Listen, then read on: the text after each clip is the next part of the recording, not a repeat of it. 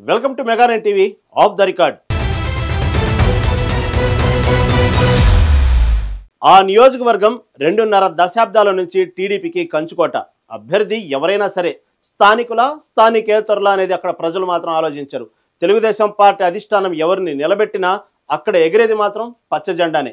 మొన్న జరిగిన 2024 ఎన్నికలలో గుంటూరు పశ్చిమ నియోజకవర్గం నుంచి అధికారంలో ఉన్న మహిళా మంత్రి, కొత్తగా రాజకీయాల్లోకి వచ్చిన మహిళ మధ్య పోటీలో అప్పటి మంత్రిని అవలీలగా ఓడించి రాష్ట్ర రాజకీయాలు తన గురించి ఆలోచించేలా చేసింది ఆ మహిళ. గెలిచిన నాటి నుంచి నియోజకవర్గ అభివృద్ధి ధ్యేయంగా ముందుకు వెళ్తున్నారు ఆ నేత.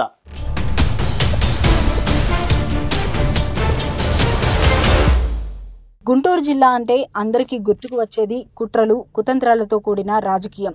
గత ఎన్నికల్లో గుంటూరు పశ్చిమ నియోజకవర్గం నుంచి గల్లా మాధవి, వైసీపీ అప్పటి మంత్రి విడుదల రజనీ బరిలో దిగారు.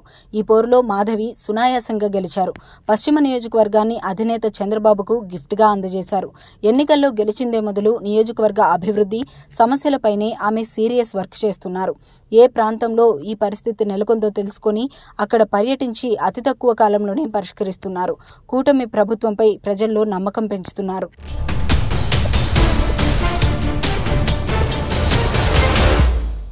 2019 ఎన్నికల్లో గుంటూరు పశ్చిమ సీటు నుంచి గెలిచిన మద్దాలగిరి టీడీపీ నుంచి వైసీపీలోకి జంప్ కొట్టారు.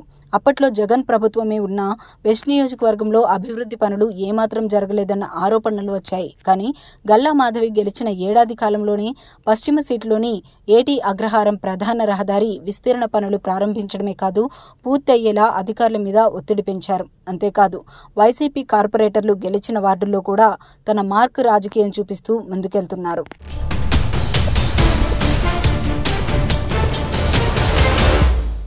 మరో విషయం ఏంటంటే కొంతమంది వైసీపీ కార్పొరేటర్లు టీడీపీలోకి మారే విధంగా రాజకీయం నడిపారు.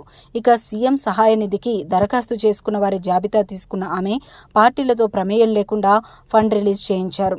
స్వయంగా సీఎంతో మాట్లాడి 67 లక్షల రూపాయల నిధులు మంజూరు చేయించారు గల్లా మాధవి. స్వయంగా వారికి చెక్కులు అందజేశారు. గల్లా మాధవి తీరు చూసి గుంటూరు జిల్లాకు చెందిన టీడీపీ సీనియర్ నేతలే ఆశ్చర్యపోతున్నారట.